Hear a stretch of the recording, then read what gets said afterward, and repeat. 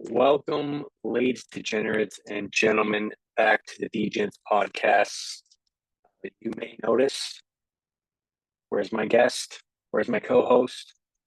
We're witnessing DeGents podcast history, actually. First solo episode, at least for the recap. You got a little surprise coming when it comes to picks. But it's just me, D. Flusky, back for week 4 NFL and week 5 college football. I'm going to run through a quick recap. My boy Rich is not feeling too hot right now, so got to get the episode out for you guys, and I'm going to run through it solo real quick. So let's get to it. We're going to start in college. Just do a quick recap of last week. As we're just going to run through some of the big games. Let's see. I went 2-4 in college ball last week. Louisville and Western Kentucky, the two plays that hit for me. I missed on the under. Michigan and USC. TCU lost on the money line. Cal lost on the +3. Minnesota lost on the +3. So those are my picks. Not a very week. I've been struggling. And with a total record of 9-15-1 in college, we have to get back on track here. We're into conference play for a lot of teams, and especially this coming week. But let's run through some top 5 matchups. Ohio State rolled at home against Marshall, 49-14. No question there. They have their real first test coming up this week. Maybe not. They play Michigan State, but it is a Big Ten match, so we're going to start to see their schedule ramp up a bit here and face some real opponents. Clemson, 59-5 over NC State. Really no question there. They rolled and they moved to 2-1. That was an ACC match. Florida beats Mississippi State, which could arguably be the worst team in college football so far through the first few weeks. 45-28 on the road. Florida moves 2-2. Mississippi State moves to 1-3.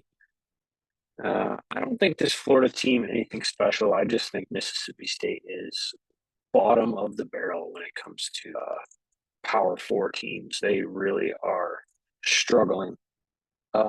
Absolute rout in North Carolina. James Madison 70-50 over North Carolina. And that game wasn't even that close. Madison had 50 points going into halftime. They absolutely destroyed North Carolina. They actually had Mac ready to retire after the game. He said that to his team and then doubled back and he said, "No, I'll be there." North Carolina is still 3-1, but a pretty interesting loss, to be honest. Let's see what else we got here. West Virginia beat Kansas. Was that 1-6? No, I don't think I got that out on the show, but West Virginia beats Kansas at home. Just really hitting a wall. They're 1-3 now overall, and that's their first loss in conference. They got to find something here, and they play this week. They play Arizona State, so TCU. So, yeah, they really got to figure it out. A team that had 8.5 win total going into the season and have lost a couple winnable games so far. Not very good. Penn State rolls 56-0 on State. No surprise there. They host Illinois this week. Big game because Illinois just beat Nebraska Friday night. So a big one there. Another conference game. Got to show up. I don't know if that's the whiteout. I heard James Franklin talking about bringing out energy. I don't know for sure if that's whiteout. A game I mentioned earlier in my picks, the under 44, 27-24. Michigan wins in the Big House as a 5.5-point underdog to USC. It was a very good game, probably the best game of the day. Michigan scores late on the goal line to go ahead and win the game by 3. So they seem to be back on track. As weird as it is, it's a Big Ten matchup, so big win there. LSU beats UCLA 34-17. No problems there. And 28-3 over Miami of Ohio, as they should. They now rank 17th. And I believe they have a big game coming up this week against Louisville. They do. They are home against Louisville, 3:30 on Saturday. 3-0 versus 3-1. That should be a good one, and I believe it's in my picks that we will get to later. Louisville, speaking of Louisville, beats Georgia 31-19. That was one of my picks that hit over this weekend. 31 team is covering the 10-point spread, and it was in dramatic fashion. I probably shouldn't have won this bet, but I did. So I'm going to take the win and run. Buffalo upsets Northern Illinois, the name upsetter. It was a 13.5-point spread. They win the game by 3, 23-20. I think that was a little bit of an overreaction to Northern Illinois beating Notre Dame there, and Buffalo wins on the road. So big win for Buffalo there. Auburn is to Arkansas. Hugh Freeze falling right there. And they've got a big one coming up the week against Oklahoma. So they need to get back that quick or things could go fast. Virginia Tech loses by 3 to Rutgers at home. Rutgers played really well the game. Kept it nasty as Rut does. 26-23 victory for them. Let's see, move on down. Utah pulls out a win, 22-19. This was never that close. Oklahoma State started late a couple times. 2 TDs in the last 6 minutes of the game. Were losing the entire time. In the first quarter, they kicked the first field goal, and after that, they never sniffed a chance. So big Utah on the road there in the Big 12. Missouri, in a close one, 2 overtimes at home versus Vanderbilt. They pull out the win, but very, very scary there. Probably a big spread. I want to say it was around 14, 17-ish there. But Missouri sneaks out a win, and they stay undefeated 4-0 in the SEC. Miami rolls again at USF 50-15. Cam Ward is putting on a show. Heisman, I don't know if he's the favorite, but he's right in there. I think he's in the top 3 for sure. Tennessee, Oklahoma was the marquee game of the later slate, 7:30 kickoff. Tennessee controlled this game pretty handily on both sides of the ball, 25-15. And they to 4-0, Oklahoma at 3-1. My boy Nico, still not a great stat line. Looking for him to have a big game with 4 or 5 touchdowns to get back in that Heisman conversation. But with a big SEC schedule coming down the road, I think he has his chance to prove his worth. And that was a good win at Oklahoma, for sure.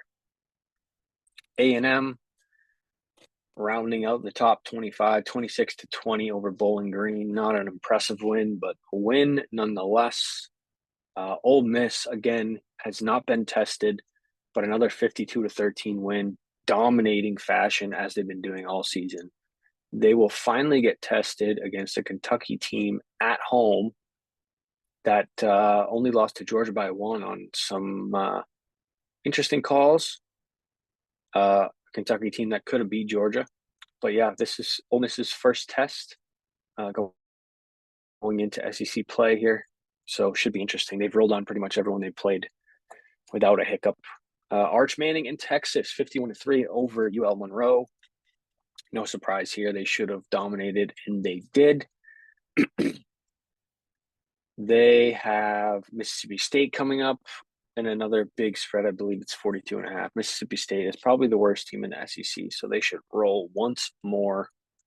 BC wins the red bandana game against Michigan State at home, 23-19. They did not cover the spread that Richie took, but a good win for BC. They roll on. Colorado Baylor was very interesting. We had a couple Hail Marys going on in that game. Colorado pulls out the win in overtime, 38-31. And I would say the last significant game here of the weekend was not Hawaii, BYU at home versus Kansas State, late night game, 10:30 kickoff, 38-9 over Kansas State. They were underdogs by a good bit, and they blew them out of the water. So that pretty much does it for college. I know I went a little quick there at times, but I got nobody to bounce it off of. I'm just kind of going a little bit in recap, trying to cover a couple things before we go into next week's spreads. And let's move on to NFL recap now. Miss my boy Big Rich. It's going to be a lot quicker episode than usual, but like I said, we got a nice little surprise coming in for when we do our picks. Okay, so let's run through a NFL Week 3 recap here. We started on Thursday with the Pats and the Jets. Before I go through, we know what happened. I did give out the Patriots plus the 7. I bought it to the 7. Figures I bet against the Patriots 2 weeks in a row. The third week, I finally believe in what's going on, and they get smoked. So I lost my Pats plus the 7. I went 3-4 in the NFL. So still not great, but not as bad as college. I mean, I had one more win than I did in college and the same amount of losses. So take it where you can get it. Again, I'm going quick here because I am solo. So bear with me. Yeah, Pats. This is what I expected out of Pats for the rest of the season. The first 2 games, they looked good. I think they played really well against a good Seattle team. I'm not sure. We'll get to the Bengals. I'm not sure the Bengals are good at all. So as surprising as that win was in week 1, I don't know looking back if it's that surprising because they, like I said, we'll get to the Bengals. They lose again this week and they go to 0-3. So, yeah, Jets played well. Patriots did not. We did get to see Drake May a bit here, which was nice. One final drive. That's about the extent I want to see him through the rest of the season until something changes roster-wise, which obviously is not going to happen this year. We've talked about it ad nauseum, but I don't want to put that guy behind this offensive line. Jacoby Brissett is an absolute beast for being the guy he's being this year for us, taking all the hits. He's been real tough. But anyways, moving on. The Jets look good. They look to be in a rhythm. They still really haven't gotten Garrett Wilson going like crazy anyway. So good win for them. Bad loss for the Pats, to be expected. Let's move on to the 1:00 slate. We had Steelers at home hosting the Chargers. Steelers moved to 3-0. Me and Rich both bet the under on the Steelers wins this year. Herbert re-aggravates his sprained ankle in this game. He will be questionable going forward. He's a tough guy, plays through a lot of injuries, but I don't know, felt a little bit rushed seeing they have Kansas City coming up. Fields played really well. 25 for 32, 245, 1 touchdown, 1 pick. This Steelers defense is elite. We've talked about it a bit before. And I do want to preface the under 7.5 wins bet that me and Rich put in with the Steelers was assuming that Russell Wilson was going to be the starting quarterback in Pittsburgh. Obviously, he's been suffering an injury, whether it's that serious or not, or whether Mike Tomlin thought Justin Fields has been the better guy, at least after the first week, is another question. But Fields has looked good in this offense, and the defense is doing its job. And then, to be honest, so good win for the Steelers. They move to 3-0. Chargers are going to face a little bit of struggle here going to Kansas City and having Herbert a little bit injured. They're actually home against Kansas City, but either way, Herbert, you're going to have to look out for Herbert in practice this week. See if he practices. and that will give you a better hint on whether he will play. But either way, it's not looking too good for the Chargers against the Chiefs, who are also 3-0. Next game, Texans at Vikings. Vikings dominate the Texans, 34-7 win. They also moved to 3-0. This Brian Flores defense has dominated teams. They did it to the Niners, they did it to the Giants, and now they do it to CJ Stroud and the Texans. I mean, I'm speechless. I knew they were going to be a solid team, but Kevin O'Connell and Brian Flores have really risen to the top of the league as of right now, in my opinion, in coaching wise. I know it's week 3 going into week 4, but they have really just dominated teams. And the scheme and the game plan is to perfection. I mean, this is a good Texans team, especially a good Texans offense that they shut down for 7 points. The Texans scored their first touchdown with 3 minutes and 56 seconds left in the third quarter. And they never had a breath in this game. So shout out to Sam Darnold and Kevin O'Connell and Brian Flores for all that they've done so far. This is really impressive. Next game, Eagles Saints. Eagles drive down the field at the end of the game, and they win this game 15-12. This was kind of the dud we were expecting from Derek Carr and the Saints offense. As good as they've been in the first 2 weeks, I don't think anyone expected them to put up 40 a game.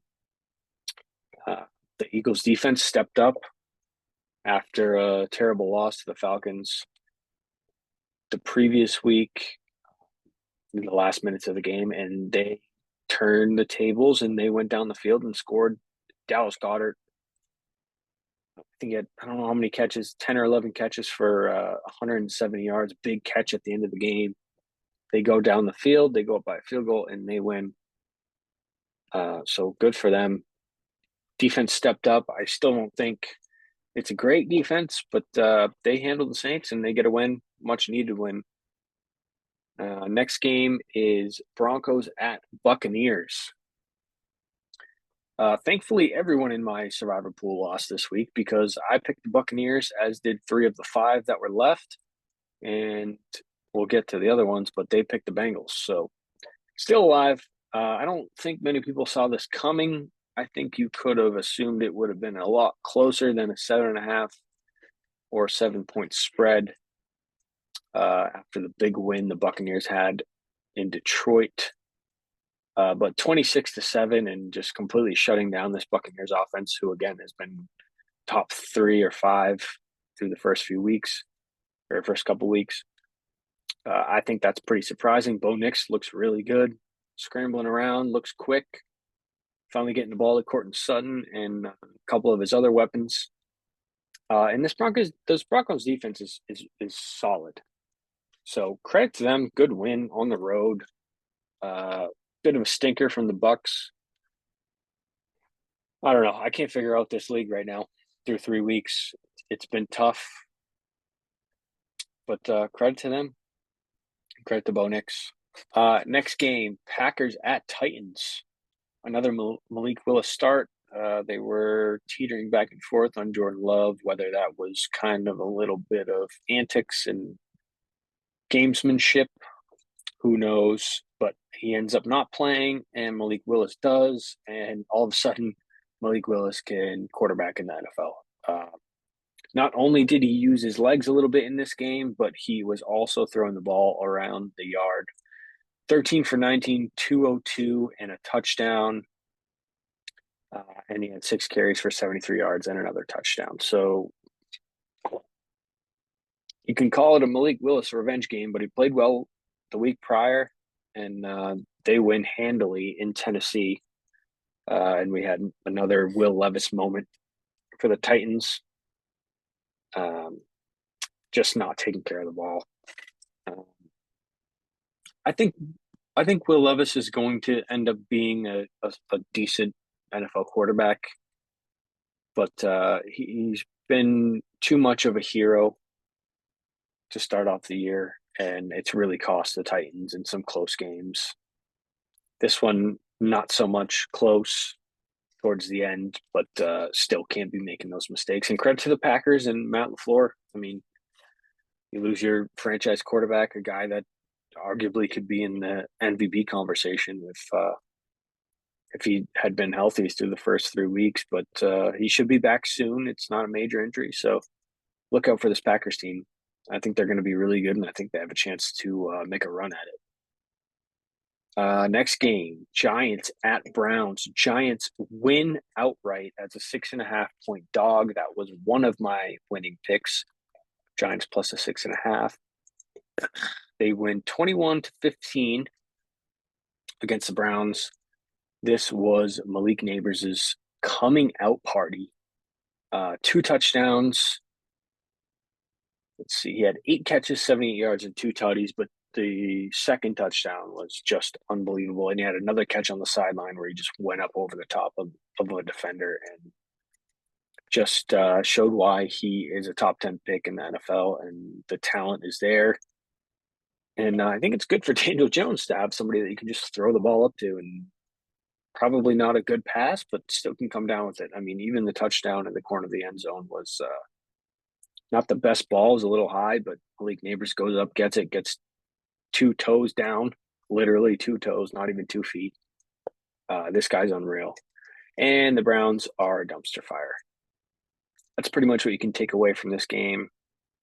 Deshaun Watson, 21 for 37, 196 yards, 2 touchdowns, no turnovers. You might have had a fumble or 2, actually. I'm not sure. He didn't have any interceptions, but I don't know. It was kind of a stinker, so I couldn't even tell you.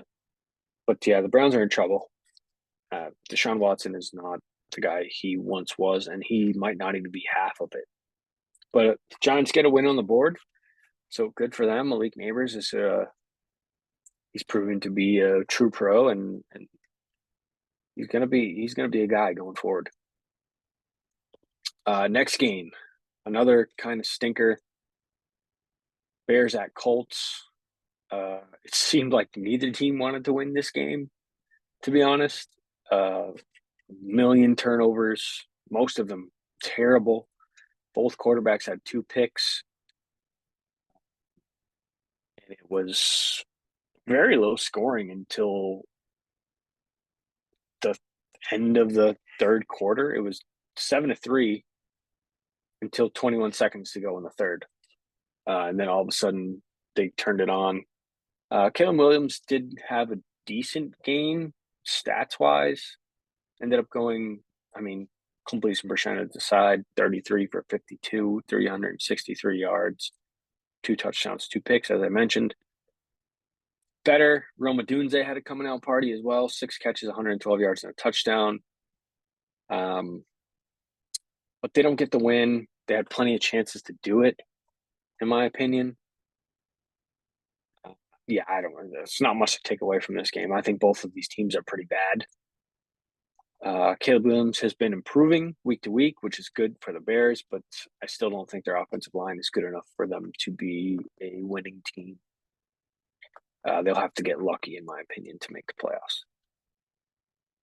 playoffs. Next game, the Red Rocket Panthers at Raiders, 36-22, and it really wasn't that close. The Panthers dominated this game from start to finish. Andy Dalton goes 26 for 37, 319 yards, and 3 touchdowns in his first start of the year. Deontay Johnson got going with 8 catches, 122 and a touchdown. Adam Thielen caught a touchdown. Chuba Hubbard, 21 carries for over 100 yards. This whole entire team got new life from Andy Dalton being under center. And the Raiders just really never stood a chance. 21-7.5, and they scored a couple times late to make it look a little better. But yeah, Rich was brave enough to take the Panthers plus the 5.5. I wanted to. I was leaning that way. Wanted to see it first. But yeah, good for the Panthers. Do I think this is going to continue? Not so much. I think the book is out on Andy Dalton. and teams will now come prepared if he remains to be the starter. I still don't think this team is very good, but the offense will be a bit more reliable in terms of betting and fantasy, but that's about all the credit I can give them. I don't see this team finishing outside of the bottom five still, even if Andy Dalton starts every game. I don't think they're a good team. But congrats to them. They get a win, and Andy Dalton played well. Next game, Dolphins at Seahawks. This one was terrible to watch. The Dolphins are obviously missing Tua. Skylar Thompson goes out in the middle of this game with an injury. 24-3 Seahawks. Miami's defense actually, the Seahawks scored 17 points in the first quarter, and it was 17-3 until the fourth quarter. So Miami's defense, and later in the fourth quarter as well, Miami's defense really held them in this game, gave them chances. The Dolphins got in the red zone a couple times. Tyreek and Waddle never touched the ball, and they go 4-and-out a couple times without any points. It's not looking too hot in Miami without Tua. Give the defense a little bit of flowers, but the defense can only do so much. They're going to get gassed eventually. And the Seahawks pull out a solid win. Next game, Ravens at Cowboys. This final score is not in any way indicative of how the game went. The Ravens win 28-25, but they dominated this game. They ran all over the Cowboys. The Cowboys had 6 points at half, and they did not score again until the fourth quarter. Later in the fourth quarter, they had to recover an onside kick in order to make it a one-score game. The Ravens dominated this game. Derrick Henry finally found his spot and exposed the Cowboys defense for what they're not good at. 25 carries, 151 yards, and 2 touchdowns. Lamar with the lower stat line, but he was efficient. 12 for 15, 182 and a touchdown. And Dak's stat line looks a lot more inflated than it should be, considering how bad this team played. The defense is a problem in Dallas, and if it weren't for some garbage time touchdowns, the offense might have been a problem as well. And the Ravens also avoid going 0-3. So big win for the Ravens on the road in Dallas. Next game, Lions at Cardinals, 20-13. This game looked like it was going to be 80 total points going into halftime, and both teams stalled out big time. The Lions pull out the win. There was 3 points scored in the second half, and it was a last 5-minute field goal by Matt Prater. There was a controversial call at the 2-minute warning before the first half where the Cardinals picked Jared Goff off and ran it back to the end zone, but the refs called it the 2-minute warning, and they called it back. That would have made the game 20-20, and both offenses stalled out going into the second half, and the Cardinals lose it by 7. I did take the under in this game, fading Rich a little bit. I think it was a bit too obvious with a 50-plus point total. And I'm going to say I got a little bit lucky with kind of how this game played out, but I did hit the bet, and it's a win on the stat sheet, so that's good. But I think the Cardinals were competitive here. The Lions definitely got back to running the ball. David Montgomery had 23 carries for 105 yards and a touchdown. And Jahmyr Gibbs had 16 carries for 83 yards. So Sam Laporta suffered a minor injury. He should be okay. Lions get a good win. I think the Cardinals are still scrappy. But yeah, you watch the second half of this game, and it is pretty boring. First half, electric. Next game, before the night game and before the Monday night games, this was probably the best game of the season so far. Niners at Rams. Niners up by 10 twice in the second half. Excuse me. And the Rams come back to win it 27-24 with a last-second field goal. Purdy, another good stat line, but not good enough to win. Kyren Williams, 3 touchdowns. Stafford, 221 and a touchdown, 16 for 25. Something's wrong with the Niners here. I know they have a ton of injuries. McCaffrey, Kittle, Debo, all out. Even Trent Williams went out for a little bit, ended up just being cramps. He's fine. With all those guys out, they still had Ayuk, and they had Juwan Jennings with 11 catches and 175 yards and 3 touchdowns. And they still lose the game. So I'm not sure what's going on with the Niners, but it's not good. They're now 1-2, and they have a tough schedule ahead of them. But a big win for the Rams. Avoid going 0-3. The Niners have to figure it out. I think Kittle's supposed to be back this week, but still not confirmed. They've got some work to do without Christian McCaffrey here. Jordan Mason still had a decent game, 19 carries for 77 yards, but they blow that lead twice. Two times they had a 10-point lead in the second half. And they wasted a guy, a third string, fourth string wide receiver stepping up and having a huge game. They waste that and they still lose the game. So credit to the Rams. I don't think they were ever supposed to win this game, but they did. So good for them. Niners got to figure something out because they're 1-2 now. Night game on Sunday, Chiefs-Falcons. This game went just about as you would expect. Falcons with a chance to win it late. Pretty competitive all the way through. Falcons lead going into half, and the Chiefs just do what the Chiefs do. Pull out a win. Rashee Rice, 12 catches, 110 yards, and a touchdown. Mahomes, again, not an A game, not even really a B-plus game. 26 for 39, 217, 2 touchdowns, and a pick. But he didn't look even that good, in my opinion. But the Chiefs still win, and they move to 3-0. That's just what the Chiefs do, man. We've just come to expect that. Good effort by the Falcons, but they moved to 1-2.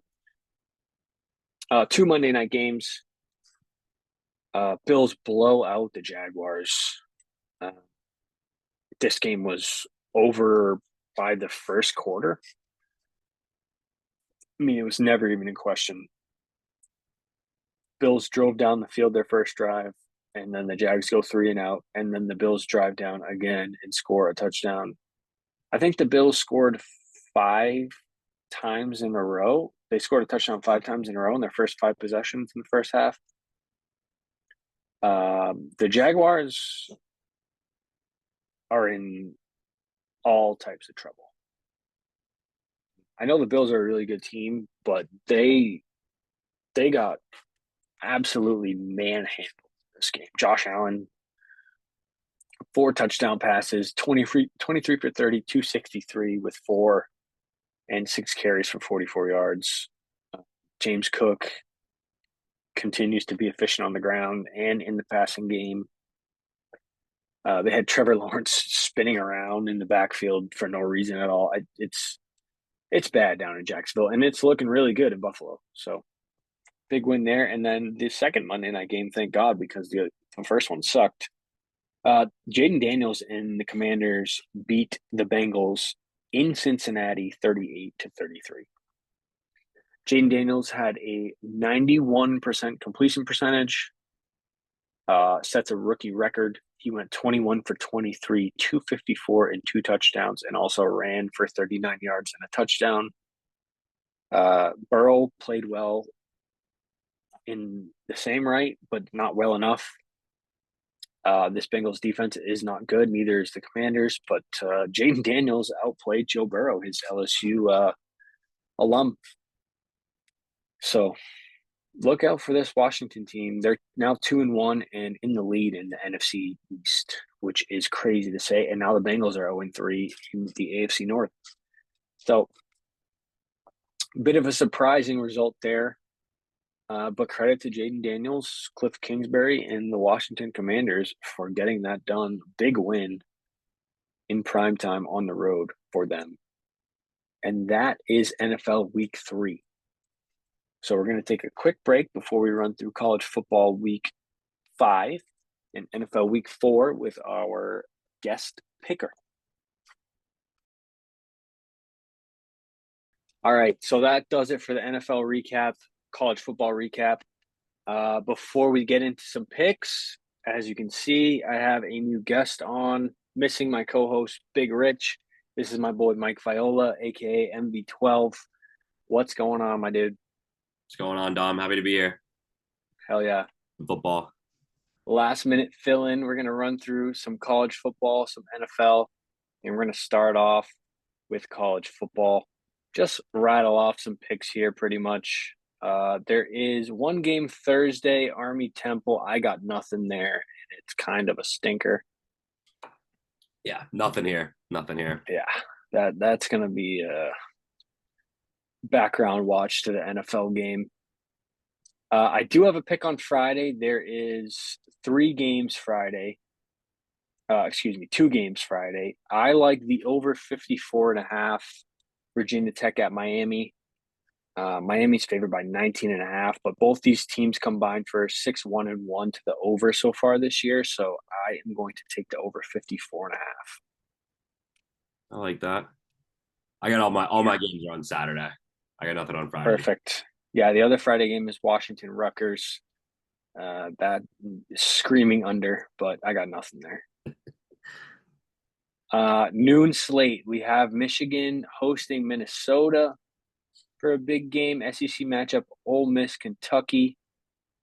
BYU off a big win at Baylor, and so on. Let's see. I should have marked these. I actually do have a play in the Kentucky game. I'm going to take Kentucky plus 17.5. This is Ole Miss's first real test. They've played nobodies. They have dominated them, but I'm going to take the 17.5 with Kentucky. And also like the under in this game. Yeah, I like Kentucky this weekend as well. Yeah. If it was closer to a 2-touchdown spread, I think I would be a little scared off, but I'll take the extra 3. No, 17.5 is a lot, especially with Kentucky. Yeah, and I do lean under at the 53, which makes me like Kentucky a little bit more. I have a play in the Nebraska game. They're at Purdue. I like Nebraska minus the 10. Tough loss against Illinois on Friday night. I like them to bounce back and beat Purdue and cover this one handily. For Saturday, couple of my games. I got to go with Boston College. I like Boston College minus 13 this Saturday. Bill O'Brien, stud, turned that program around. Plus, got to show some pride to Boston. So, riding with Boston. Yeah. Boston College minus 13. I think it actually might have went up to 13.5, but I like it at 13. 13.5 is good too. Yeah, we've covered this a couple times, but on DraftKings here, because I'm in Mass, you can't even see it because they don't let you bet on it. But I put my fair share of plays in on BC any way I can get them. We have our ways around here. You got any other plays at noon? And then no, not at noon. Got one for 3:30. All right, I got one more at noon before we move on, and it is Indiana minus the 7 at home, hosting Maryland. This Indiana team has gotten off to a hot start, and I'm going to take the touchdown against Maryland. Maryland's been playing good, but I believe in this Indiana team, so I'm going to take the touchdown spread there. And that's it for me for noon. Yeah, we can jump up to like the 3:30 slate, unless you got something for that Ball State, James Madison. No, I'm all set on that. I'll go with that UMass Miami Ohio game. I like Hmm. I like Miami, Ohio to cover, considering the UMass program is just absolute crap. So uh, Yep. yeah, bet against UMass whenever I can. I'll take the 17 and a half points easily. Probably lose by around 30. So Yeah, as UMass usually does. I got a couple 330s here. I got Colorado. Oh, excuse me. Yeah. Oh, actually, the line moved. I got them at 15 and a half yesterday, but they're down to 14. I still like Colorado plus the 14 at UCF. UCF has arguably the best rushing attack in college football, but they are not very good at getting after the quarterback, and that's one of Colorado's biggest weaknesses. So I think it's going to be a high scoring competitive game, and 2 scores is too much for Colorado if they can sling the ball down the field. So give me the 14 there. And is that it for my 330s? No, I got Kansas money line at home hosting TCU. Kansas has been terrible, but so has TCU. So I'm taking Kansas at home on a bounce back on the money I think the Louisville Notre Dame game will probably be a good game to watch. line. Um, I actually have Louisville. I think they could actually win it. I think it's what 6.5 right now. Um, Louisville could easily win this as long as they could just stop Notre Dame's run attack. So I got Louisville plus 6.5. I also like the money line too. I think it's got good value. Um, yeah, Louisville. You know what? I'm all out of order on my list here, but I also have Louisville plus the 6.5, and I wrote in my notes sprinkle on the money line. Um, Pretty much exactly what you said. Notre Dame cannot throw the ball. I think Riley Leonard's a really good quarterback, but the offense as a whole is just not built to throw it down the field. No, So it's fuck yeah. extremely inconsistent. And I think our fellow Leominster native John Doherty would agree as well. Oh yeah. I love that. I don't know why I'm out of order here, but I love that. We have a pick that we agree on. That's right. My next one is at 340, so it's kind of the same. I'm taking Oklahoma on the money line at Auburn. Hugh Freeze and this Auburn team has been falling apart. Bad loss at I think they're at home against Arkansas last week, and they got kind of smoked. Score was close, but it really wasn't. So give me Oklahoma on a short money line minus 125 there. It's a sharp pick. I think I have a 415 before the night games, and that's it. Yeah, Got anything in the middle there? no, nothing in the middle. The only last thing I have is with that Georgia Alabama game. Yeah, I got one there too. My 415 is Texas minus 38.5. They're at home against Mississippi State, which I think Mississippi State has been arguably one of the worst teams in college football this year. They have looked miserable, and Texas has looked like the best team in the nation. So I know it's a big spread, but give me Texas minus 30.5. And that, yeah, no, the line has stayed the same. So yeah, I like that. What do you have Now for we the move. Georgia Bama game? I'm on Bama. Okay. Yeah, When I look, like Bama too. I actually like the under a lot. I think it's at 49 I have it at. I like the under. 48.5 on DK right now, but I don't hate it. Yeah. I just like it just I mean both defense are just stacked. It's gonna be a ground and pound. It's gonna be like a, tooth and nail. Like they're fighting for every single yard that they can get. I like the under. Georgia's what allowing like 6, 7 points a game pretty much. It's gonna be a battle. Yeah, I like that. I'm taking Bama. It was 3 points yesterday. I'll probably buy it to three. It's two right now. But home team, I think this Bama team's a little bit slept on. They're still ranked four in the nation. Um, but after what I saw from Georgia against Kentucky the other week, I'm just I don't know if they're built the same way they have been in the past. And I think this Bama team has stayed true to the Nick Saban era, and even moving on to Kalen DeBoer, I think they're still solid. And I think they're going to get up for this game at home, and I think it's going to come down to the last possession. So I'll take 3 points at home with Bama all day. I like it. Maybe 33 to 30, 30, not 33, like a 20-23 game, I think is what we're looking at. Yeah, I could see that for So, sure. I have two picks left. One is later, and I might have missed the other one, to be honest. It's not a very popular team, so that's probably why I scrolled right by it. I'll just spit it out now because it could have been earlier. It's Fresno +4. I wish I could find it so I know who they're playing. I'm trying to Give find me a it. second here. Oh yeah, Fresno. Yeah, it's a 3:30, so I missed it. They're at UNLV. UNLV, one of their quarterbacks just left the program, like retired from college football, which I didn't even know you could do. It's crazy. And this was after I had them on my list. The line has moved to 2 points. I still like Fresno. Probably buy it to 3. They're on the road. UNLV just had a big win against Kansas, but I don't think Kansas is as good as they were hyped up to be in the beginning of the season. So I'll buy it to 3, and I'll take Fresno +3 on the road. Yeah. And I think they can win that game outright. I So mean, that's my bad. I missed there. And I have one more late night. You got anything after 7:30? no, that Georgia Bama was last one. All right. My last pick is going to be Oregon minus. This line's already moved a point and a half. It was 24.5 when I looked yesterday. It is now 26. I don't like that as much, but I'll still take Oregon minus the 26 at UCLA. This UCLA team cannot score. And their defense is not as good as it used to be in the past. I think Oregon finds its stride here and blows out UCLA. Yeah.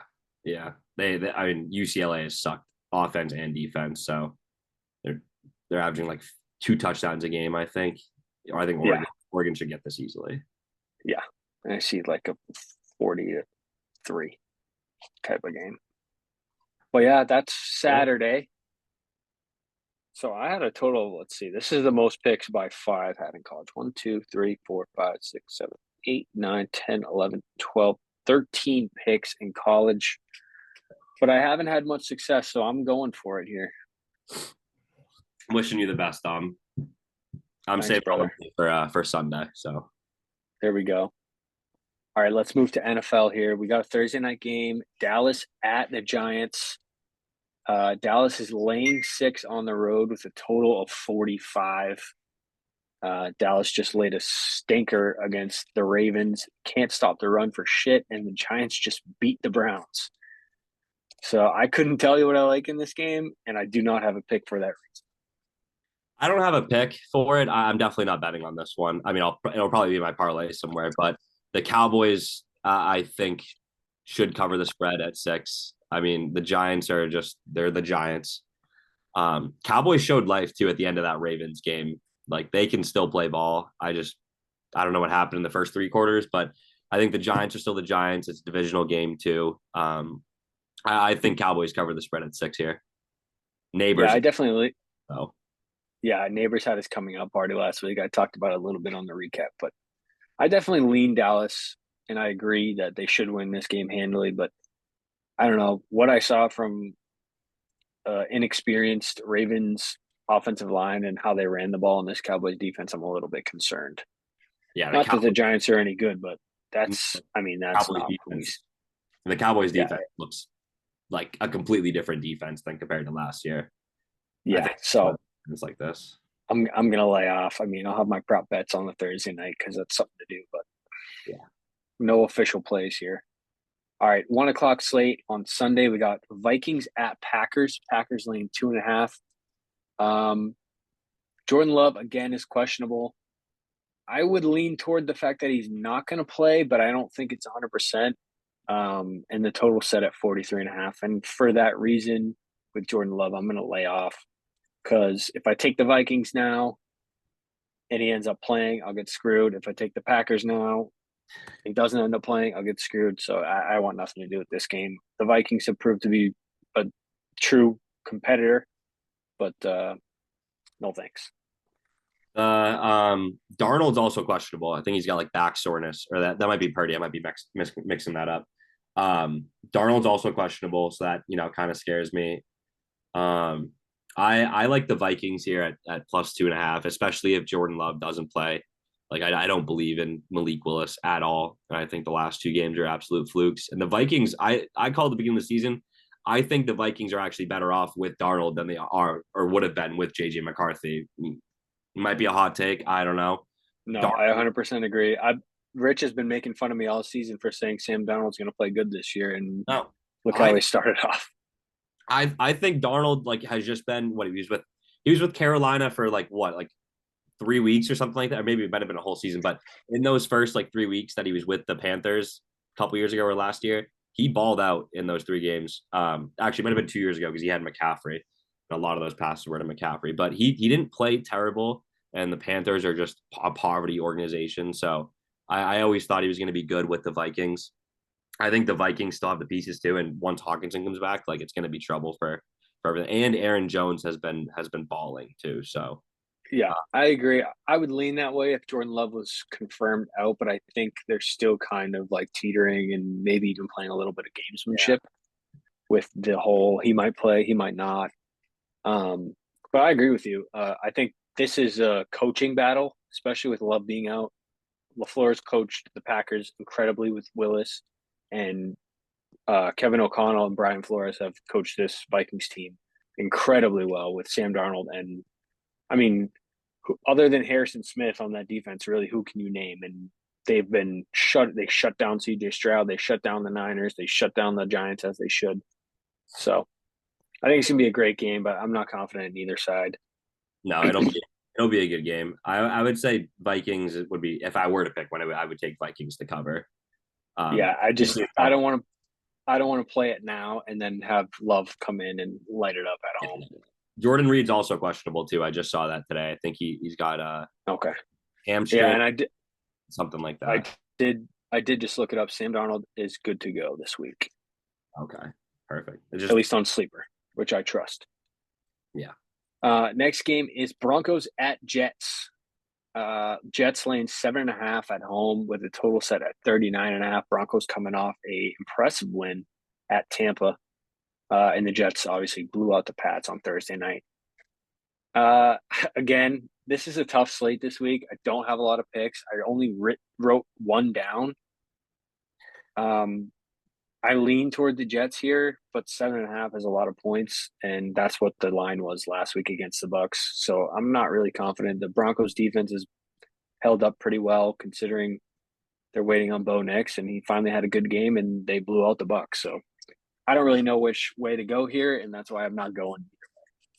So I'm actually on the other side. I actually like the Broncos here at with the points plus 7.5. I think that's a lot of points. Might be a little salty too because the Bucks were my survivor pick last week, and they obviously put that to shit. But Yeah, Bo Nix is playing a lot better than I thought he would. The Broncos just look better. I don't know what it is, but I really like the Broncos 7.5. I did put it in, but it's very small. Um, I'd also am not a true believer in the Jets by any means. Like Aaron Rodgers has not impressed me really at all. Um, the Garrett Wilson has been almost non-existent. Like he's not what we thought he was going to be. Even the Jets defense, it doesn't look like it has in the past couple of years either. I kind of like the 7.5 points. I feel like that's a lot. I feel like maybe it comes down to a field goal, maybe 4 or 5 points, but I'd say Broncos 7.5. Like a 7 out of 10 confidence rating there. okay. Yeah, I don't hate it. And Bo looks quick too when he scrambles. That's the other thing. He's arguably the best rusher on that team That's out of actually the a backfield. that I've been riding. Bo Nix over rushing. Yeah. Last game it was set to I think I snagged it at 20.5. The game before that it was at 22.5. Both of them hit. He just scrambles for like 10 yards like 2 or 3 times a game and it hits. Yeah. And that's a really good prop bet that I've been liking. I haven't checked what it is at for this Sunday, but it's probably around 25, I'd guess. Yeah, I don't hate it at all. And I think the Jets are really missing Hassan Reddick, a guy that they put a lot into, and he hasn't showed up. Yeah, So Bo Nix rushing prop this week is 26.5. I just looked at it. I like it. 20. I think he hit 30 last week. Let me check. No, He hit it the week prior too. He had 33 or 35 the week prior. his prop bets have been, or his rushing prop bets have been smashing. Yeah, he looks quick. While you look that up, next game is Steelers at Colts. Colts get a win last week against the sorry Chicago Bears. That game seemed like neither team wanted to win it. And the Steelers are 3-0. Who would have thunk? I believe Justin Fields is still starting. I don't know why he wouldn't. I don't know why it's even a question. Total here set at 40. Gross. Colts are at home. I mean, I don't know. This is such a brutal slate this week. I have no confident picks. This is another one of my picks. I'm high on the Colts this year. I have a Colts future. Have been saying that. Anthony Richardson obviously hasn't showed up like we thought he would. But I love the Jonathan Taylor, Anthony Richardson attack. Like, you got to pick one. He can also like throw the ball. Pittman hasn't showed up either. Downs just came back last week. Mm-hmm. Downs a lot. I'm taking the Colts here at +1.5. I think that they get it done. I also don't believe in the Steelers. I think it's really their defense that's carrying them. Justin Fields looks all right. Doesn't look like he should be the starter by any means. Like, he should be the starter over Russ, but get a decent quarterback in there and they would start over him. I also think that Anthony Richardson just finally finds his stride, and him and Pittman start connecting. They get Jonathan Taylor and Anthony Richardson, the read option, a little bit more involved. I like the Colts here at +1.5, and I'm betting that pretty confidently. Okay, yeah, I don't hate it. And the Colts are supposed to have a top 10, top 5 offensive line. And Taylor has been getting his production. He's been efficient. I actually am going to take the under in this game, talking about it. I don't hate that at all. I mean, the offense it's nothing, so it's 40 points. The Steelers defense has been elite, and they can wreak havoc. And we've seen, obviously last week, we've seen that Richardson can turn the ball over, and we've seen over the past 4 years that Fields can do the same thing. I like the under here. That's a play I'm going to add as we go through. Like I said, I only had one play going into this, and I'm not confident in many sides, but I do like the under in this game. So add that to my card here. What do you got for the next game here? Next game, sorry, just add that in. Next game is Cincy at Carolina. Carolina obviously coming off a huge win. The Red Rifle, the Red Rocket, showing out. Panthers had life. And the Bengals coming off a tough loss to the Commies on Monday night. Bengals are -4, total set at 47. I didn't have a pick here, but I'm just going to kind of go back to the basics before Andy Dalton came in. I know you could argue a revenge game and Carolina's at home, but I still don't think this team is any good. No. And I think this is an overreaction line from last week. I think this should be like a 7-point line at least, and I'm going to take the Bengals -4. Yeah, this is actually my favorite bet of the week. At least spread wise, I love the Bengals -4. They played the Panthers played the Raiders last week. By no means are the Raiders a good team, and neither are the Panthers. The Panthers are still the Panthers. They're still a bottom 3 organization in the NFL. Like, they're still terrible. Andy Dalton is not 25 years old.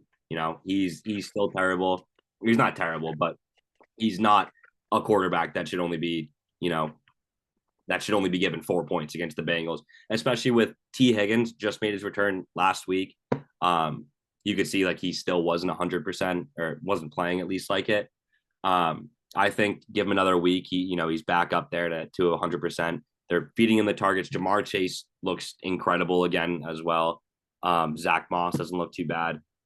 The Bengals here should be like you said, they should be at least 7-point favorites. I mean, we're talking about the Panthers. Like, this is easily my favorite bet of the week. Bengals -4. Lock it in. Love it. I'm on the same side, and I think the like the book is out on Andy Dalton. You know what I mean? Like everybody knows who he is. I think He's not scrambling. you have that 1 week lightning in a bottle thing where we know how bad Bryce has been, and okay, new life is in, Andy's in, let's go. You get an old guy like Adam Thielen, a veteran, Hurt. get him the ball. It But was the book is out. Everybody knows who Andy Dalton is, and teams are going to prepare for him now. And all of a sudden, the Panthers are back to where they started. So I love it too. Fuck yeah. no Thielen this week either. He's, I believe, Yeah, he's out. He got hurt. Jamar Chase Uh, actually shoulder, but I don't think you have to worry about that. no, he should be fine. Yeah. Limited practice today. I just checked. Next game in the 1 o'clock slate is Rams at the Bears. Bears are laying 3 against the Rams, who just had a huge win against the 49ers. Total here is at 41. It's another shit game for me. I don't like this game at all. I don't either, but I don't like it because I think the Rams are a trap. They never should have won that game. They're beat to shit just like the Niners are. The Bears are not by any means world beaters, but they're healthy, and Caleb Williams has improved every week. I want to take the Bears -3 at home, but I have to see it first. I mean, they, as much as they were in the past 2 weeks in the game, and in even last week, a winnable game so many times, they didn't pull it out. I can't lay 3 points. If it was flipped, I would definitely be taking the Bears. But Sean McVay is too good of a coach for me to lay 3 in a rookie quarterback and a shit offensive coordinator.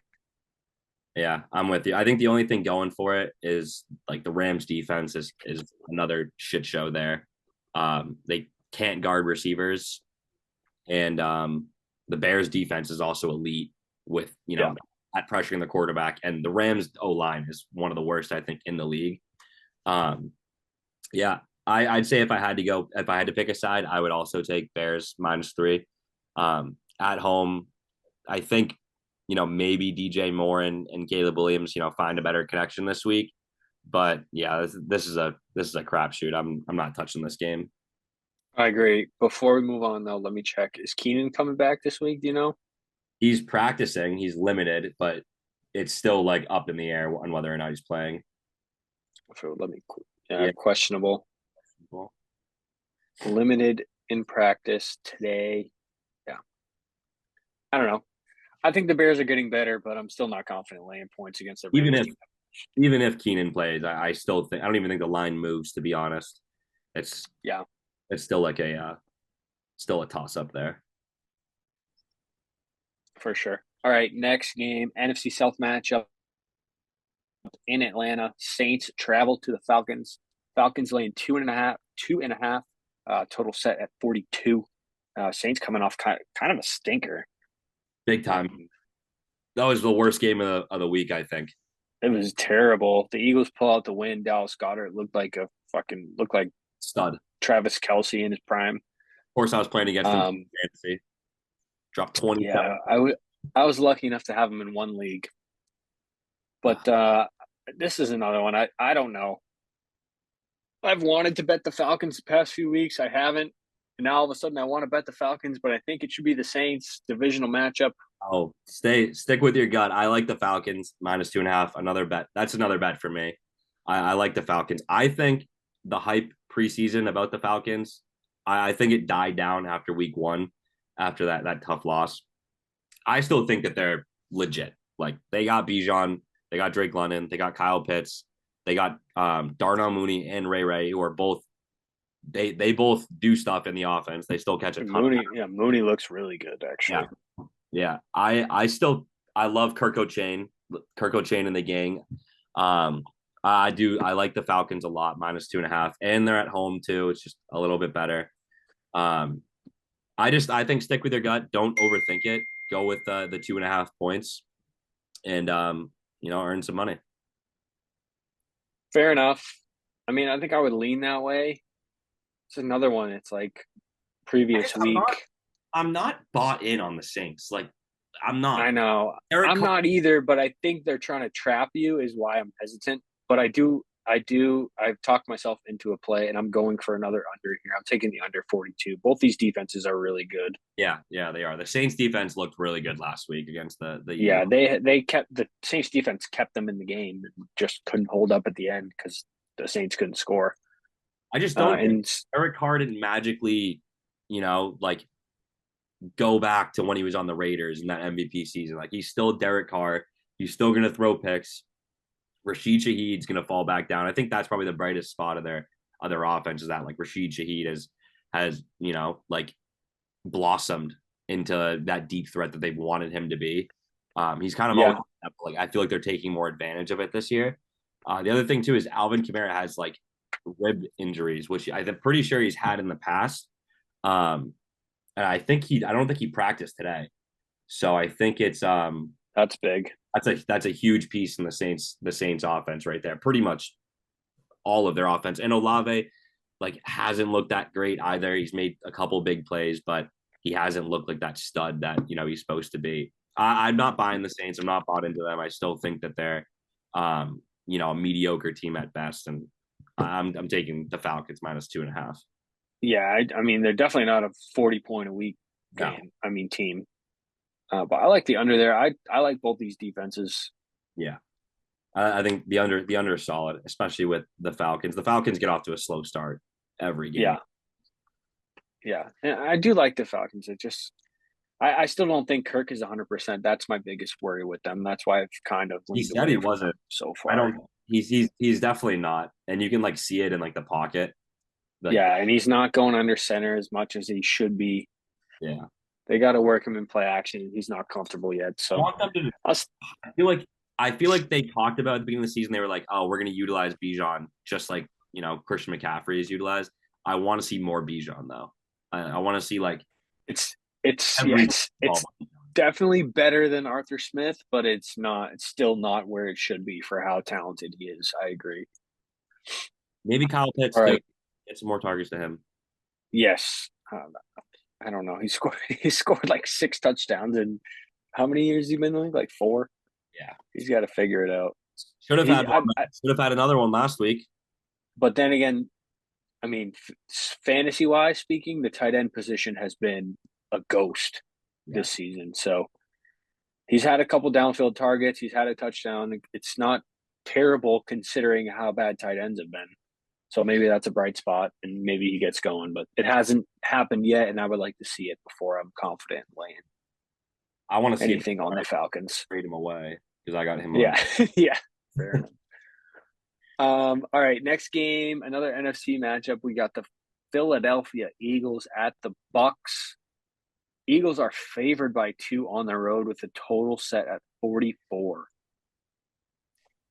Bucks obviously put up a skunk against the Broncos last week, and the Eagles pull out a gritty win, even though it was ugly.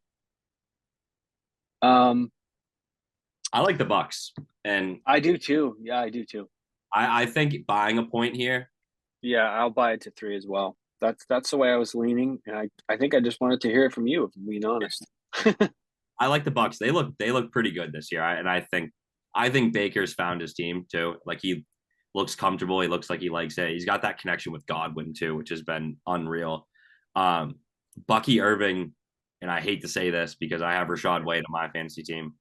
Oh, Bucky I saw your upper hand fantasy comment. Don't worry. Irving, I'm just wondering if I should trade him away or just stick with him. But Bucky Irvin looks good, and it's scaring the hell out of me with Rashad White. But I like the offense a lot. I think that Rashad White's a great receiving back. Bucky Irving's super efficient on the ground. He also looks like pretty big too.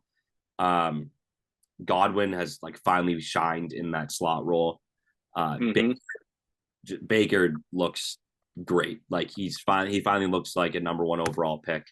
Um, at least he looks better than he has in the past. He might not look like a number 1 overall pick, but I like the Bucks here. The Eagles too have not impressed me this year at all. Saquon's been the only bright spot. Jalen Hurts has been good. AJ Brown also might not play, and Devontae Smith. I'm also pretty sure. Let me check on it, but I think he's got to be that hit was brutal last week. Yeah. No, but I'm on the same page with you here. The only thing that would worry me, I did put in the Bucks +3 as an official play. The only thing that would worry me is if AJ Brown does play and like he's not a game time decision type of thing. If he's game time decision, I think. I mean, he might not be full roll, but I think the Bucks put up a stinker last week. But I also think the Broncos defense is a lot better than people are giving them credit, and I think the Eagles defense is a lot worse than people are giving them credit after last week. I Yeah. think they No. just exposed the Saints offense that is not as good as they actually are. They played the Panthers and the Cowboys are not a good defense either. They ran all over them with Kamara. What, the Eagles? No, the Saints. I'm saying the Saints offense. Oh, yeah, yeah, yeah. They shut them down, but the Saints offense played Carolina and then they played the Cowboys, which are the Cowboys are proving to not be a very good, at least stopping the run, they're not very good. And I don't think they're very good overall in defense. So No, I don't think I don't. I mean, the Eagles' defense isn't what it was. I'm no. just I'm pulling Well, up. it wasn't very good last year, and I don't think they've improved that much, to be honest. No, And that's what I like. You have Evans, Godwin, Rashad White, Bucky Irving, Baker's going to run all over him. I think the Eagles last week exposed the Saints offense that went against two bad defenses yeah, the first 2 weeks. And I think the Buccaneers at home show out and play a good game here and at least cover the 3, if not win this game out. yeah. I think they have a real shot of just winning it outright. I mean, until the Eagles show me that they're the Eagles from 2 years ago, and the Bucks keep playing, how they've been playing this year, except for aside last game against the Broncos. I think the Bucks is a good play here, but I'm not touching this game either. Yeah. Next game, AFC South matchup, Jags at Houston. Houston coming off a stinker, but they're laying 6.5 at home off a bigger stinker from the Jags. Huge. Total set at 45.5 here. I think the play is the Texans -6.5. Yep, that's one of my favorite plays of the week as well for The spread runner wise. I like the the Texans. only reason, yeah, the only reason I haven't locked it in is because it seems too obvious. But Trevor Lawrence looks bad. He does not look good. the whole team looks bad. Their defense sucks. Their offense sucks. ETN can't even run the ball. No, that the line's terrible. The Jags just look. Yeah, fuck it. Fuck it. I'm in on the Texans. Give me the 6.5. I think the Jags. I'm gonna check it right now. I think the Jags might be the worst team in the league against the pass. Yeah, their defense ranks 30th in the league in passing yards a game. Nico Collins is a beast. CJ Stroud's a beast. Stephon Diggs is a beast. Tank Dell is also a beast. Hasn't really done much, but the Texans have an elite passing offense. And if Joe Mixon plays this week, don't know if he will, but that's just another weapon in their offense. The Texans, I think, easily cover the 6.5 against this shitty Jags team. Yeah, I jumped on it with you, and I don't know who the DC is for Jacksonville, but he's no Brian Flores because No. Brian Flores has been wreaking havoc, and I think CJ Stroud's going to come back for some vengeance this week at home. Yeah. Yeah. It'll be a good game for CJ and Nico. Yeah. All right, that's it for the 1 o'clocks. First game of the 4 o'clock afternoon slate is Patriots at Niners. I think the only person for the Niners that was injured last week that has a chance of playing this week is George Kittle. Niners are laying 10.5 as expected with a total of 40.5. I have nothing on this game. I bet against the Patriots 2 weeks in a row for the first 2 weeks, and I finally came around and bet them plus the 6.5 against the Jets, and they got blown out. So I don't want to touch it. I'm not touching it either. It's so weird. Patriots D could keep them in this the entire game. Brock Purdy's also dealing with some back soreness right now. Deebo Samuel out. George Kittle may not play. McCaffrey going to Germany to see some Achilles specialist. Yeah, I mean, the Niners could cover. Yeah, he might be done. Yeah, he could be. They said that I think they expect him back week 10, I think, which is pretty alarming considering like we're only in week 3 right now or week 4. So to say he's going to be out until week 10 makes me think he might not even come back until the playoffs at that point. So, I mean, I think the Niners could easily beat them by 20. I think the Patriots could somehow, work their magic and, keep this game down to like a 6-5 point game. I'm not touching it at all though. Yeah. I think I think especially last week losing Juwan Bentley for the year Yeah, is that's tough. He was kind of the captain of the defense, and that did not help them. But even still, that doesn't make me confident either way. The Niners are 1-2, and I don't think anyone saw that coming. So, I don't think you can be confident in the Patriots with the O line and Jacoby Brissett. It's just it. well, I'm not sure if you can be confident with the Niners in their current state either. Is my point. 10.5 points is a lot of points in the Yeah, NFL. it is. That's what I mean. Like I could easily see the Patriots keeping this close, but I could just as easily see the Niners blowing them out as well. I mean, Jawan Right, Jennings exploded for 3 touchdowns last week, so and they still lost. yeah, who knows? So, fuck that game. Your game. Yeah. Next game, 4:05, Washington Commanders at the Cardinals. Cardinals are -3.5 with the total set at 50. We saw Monday night, Jaden Daniels had his coming out party, set a rookie record for completion percentage. And Kyler and Marvin Harrison and the Cardinals offense have looked awesome so Very good. far. Really good. I think this is going to be a really good game. I have a I bet do too. for it. I think it's just going to be a great game to watch. Like just some like great football going on. Jaden Daniels versus Kyler Murray. I think either team could win. I don't have a bet for this. I don't know which way to go. Like maybe the over. I know 50 and a half, Yeah, that's but the only thing I would think if I had to pick is the over. I could see this easily being a shootout. And I have been so high on Jaden Daniels all year. Would have loved the Pats to get him. Drafted him in every fantasy league I could. It was nice to see Monday night him, come to fruition. I don't know. The Cardinals look really good this year too. So Yeah, I think if there is a yeah, I agree. Yeah, I'm laying off this one. I'm hoping to see some fireworks. Two good QBs. Kyler's back to his form yeah. after taking a year and a half or so off. So The only that's thing that nice to see. scares me is McBride doesn't look like he's going to play that concussion, Yes, he might be out, which but isn't huge, but I mean, he really hasn't done much this season, to be honest. no, he For all hasn't. he's been hyped up to be. Again, the tight end position has been slow this year. Donkey. Yeah. All right, 4:25. Got Chiefs at Chargers. Chiefs laying 7.5 on the road. I believe Herbert is still Questionable. looking like he's not going to play. It's questionable, and he plays through a lot of injuries. But he went into last week against Pittsburgh with a mild ankle sprain, re-aggravated it, and now we just kind of have to watch to see if he practices. For that reason, I have no play. I'm not laying 7.5 on a divisional game because, I mean, I think the Chiefs should win this game. Yeah, I don't But know. The with Chiefs look good. it's just the uncertainty of Herbert for me.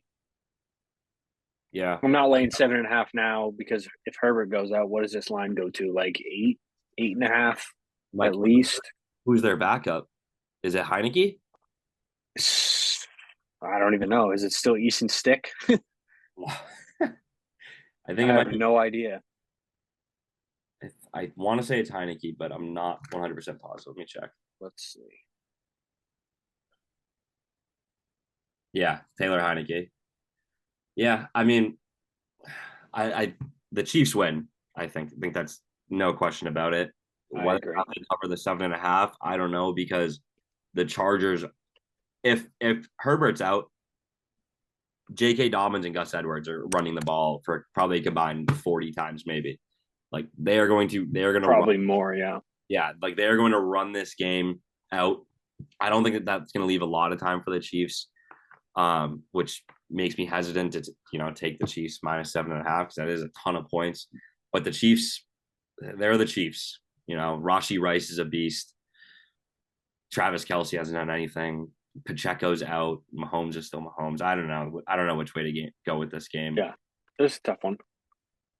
I think if Herbert's in, it's a lower line, and I'd probably lean to the Chiefs. But if you're laying 7.5 on the road in a divisional matchup, no thanks.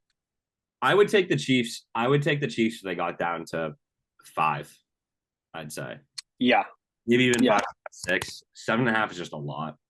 it's too many. All right, last afternoon game is Cleveland at Las Vegas. Raiders laying 2 points.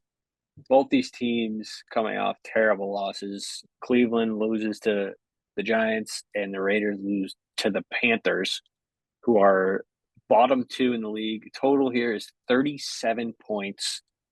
Yeah. I'm good. I'm not watching this game. Yeah. I'm not even turning this game on. The only time I watch this is on Red Zone. This game is going to be another shit show, another crapper. I'm not touching this game. If I did, I would take the Browns. But yeah, not touching this game. If I had to pick, I would lean the other way. I would take the Raiders. Raiders, yeah. I mean, either way, yeah, either way. That's why I'm not. It's a stink fest. Oh God, that's terrible. Worst game of the week, no question. Watch, so it'll be a shootout. We'll go to overtime or some shit. Or 70 points in the game. Yeah. All right. Night Maybe game. the best game of the week coming up. Yes, we do. And we don't do Mondays here because we usually tweet out our picks. So this will be our last game. And it's the Buffalo Bills traveling to Baltimore against the Baltimore Ravens. Ravens laying 2.5. So basically a pick 'em, home field advantage, and a total set at 46.5. And it's taking everything in me not to take the Bills plus the 3. I'll steer you wrong. I think I love the Ravens in this game solely just because I think the Bills are going to fall back down to earth. I think Josh Allen wins MVP. You can put that future in right now, just with how the Bills are playing and Josh being the only bright side other than maybe James Cook to that offense. I think Josh wins MVP, but I think he finally falls back down to earth and realizes he doesn't have weapons on that team. And the Ravens are, despite their record, the Ravens are really good. They are really good. They also have the number 1 rush defense, which is pretty much the entire Bills offense. So I think they shut down James Cook. I think they, contain Josh Allen. They don't let him scramble, as much as he does. Especially with, the Ravens having home field advantage too. Lamar is going to ball out. I think I would take the Ravens here -2.5. I am taking the Ravens here -2.5. Okay. Well, let's end it with a bang. I'm going to go the other way. I'll take the Bills, buy them to 3. And that's how we finish it off with a face-off. First guest on the pod. And we're going against each other on Sunday Night Football. All right. I like it. Fuck yeah. But I also don't, so because I want to. Gotta do it. I mean, it's going to be the best game of the week, no question. Yeah. This is what we live for. Lamar, Josh Allen, primetime game. I also have the Jets as a divisional winner and a ton of parlays. So I would love to see the Bills lose. I also just don't like the Bills. I have the Bills to win the AFC East on a straight bet. But if your parlay is going to win a lot of money, then I'm rooting for you, brother. I got there's about 20 of them in, but I'd say the Jets are winning that division and 11, 12, 13 of them. So need the Bills to fall back down to earth, which I think they do this Sunday night. All right. Fuck yeah, we did it. First guest. Thank you, Mike, for joining me. Yeah. Late night Wednesday. Hell yeah. Hopefully we can walk away Monday or Sunday night with some winners, some money in our pockets. Yeah, I ended up I went into this with 1 NFL pick, and I ended up with 7 total. So I added 6 plays as we went through. But hey, sometimes it just takes a second look and you find a side you like. Once you talk about it too, I like it. But yeah, Bengals 4, Texans -6.5, Falcons -2.5, Ravens -2.5. Those are my 4 picks for the week. For the NFL. Also the Colts, small little one, just because I like the Colts. Lock them in though. Cool. Money.